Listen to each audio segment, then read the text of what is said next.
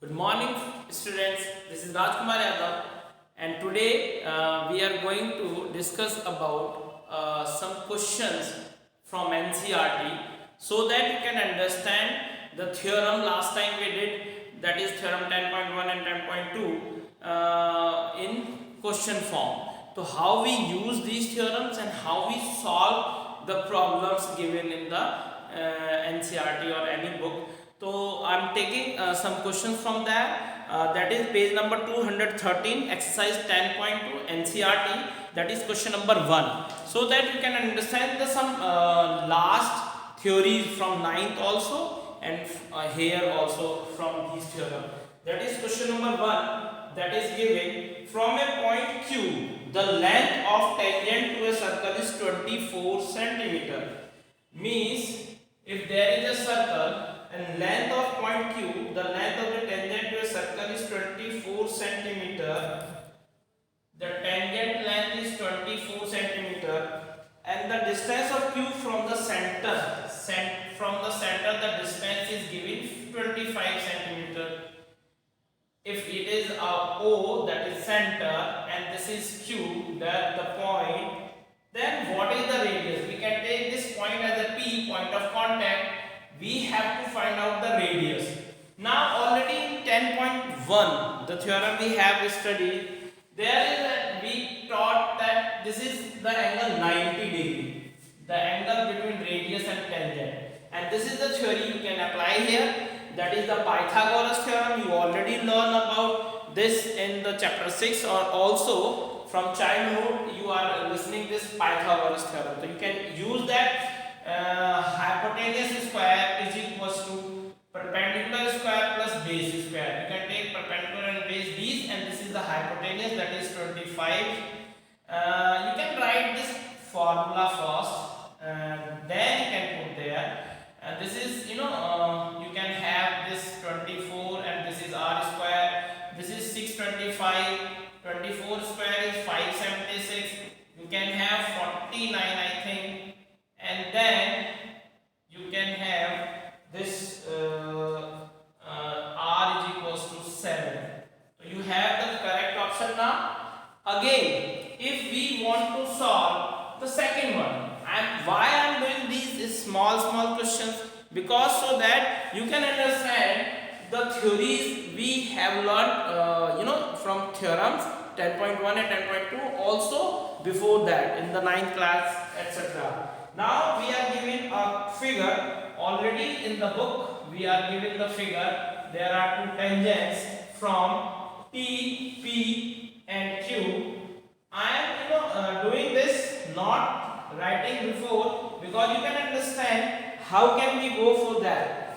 You know that the tangent this and this is the radius, so angle will be 90 degree. It is also the 90 degree angle between radius and tangent. So you have to find out this angle. And what is the theory behind it? You know that the sum of all the angles of a quadrilateral is 360, the angle sum property. So you can have now angle P plus angle O plus angle Q plus angle T, that is 360, angle sum property for quadrilaterals, right? Now you can have this 90, this is 110, and that this is 90 plus angle T, that is to be found. Then T is equals to what will be 360 minus 180 minus 110. That will be 180 minus 110. I subtracted from 180 from 360, then 180, and then 1 minus 110. That is 70 degree. Always you can use like that. Also you can have, if it is already 90, that is 180. It means these two angle make 180 also. So if it is 110, then you can find out this angles as 70, because the sum of these should be 180. So in MCQ question you should not write like that. You should go directly attack this question from 110 plus x is equals to 180, because the sum should be 180, because this will be 180 already. So you get this answer quickly. That's why I am explaining this question to you so that you can how you should go for questions. Now there is a question that is uh, fifth one, that is the fifth one. I can explain you. You can write this by hearing the video. You can write that, but you should concentrate first of all to understanding this question, right? That is the question number 5. That is given that prove that the perpendicular at the point of contact, right? Prove that the perpendicular at the point of contact. Let's say this is the point of contact.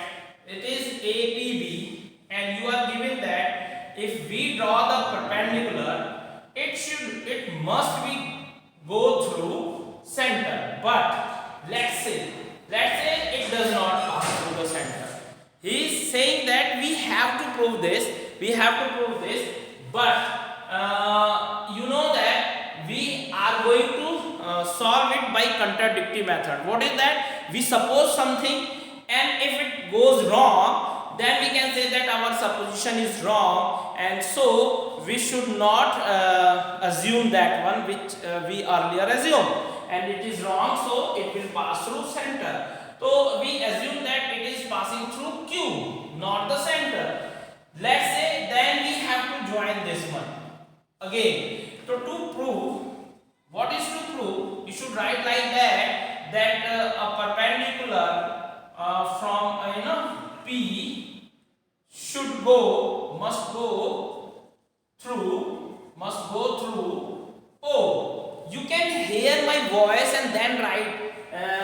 It will take time to write me, but I can use voice. So you can use my voice to write that properly. So through O, prove. What is to prove? And I am going to tell you, explaining.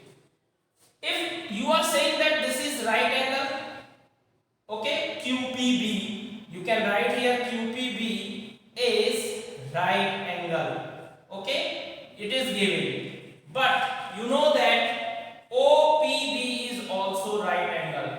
Why? The radius and the tangent. The first theorem 10.1 we did that the angle between these radius and tangent is always 90. Again this is 90.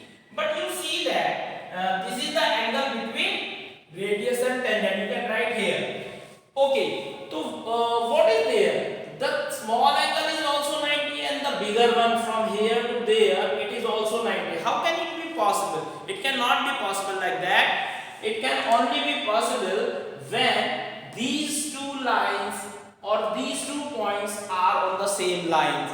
Means these 2 lines coincide each other. That's the way we can say that this is perpendicular. Both the lines are perpendicular from the single point of this tangent AB. So our assumption was wrong that it cannot pass through center. Our assumption is wrong. We can say that this will definitely pass through the center. Okay, you can use my voice and write this in the explanation, because the same explanation will be written in the words, right? So all the best for today, and again you can demand me which question you required to understand. I can send you. All the best. Thank you.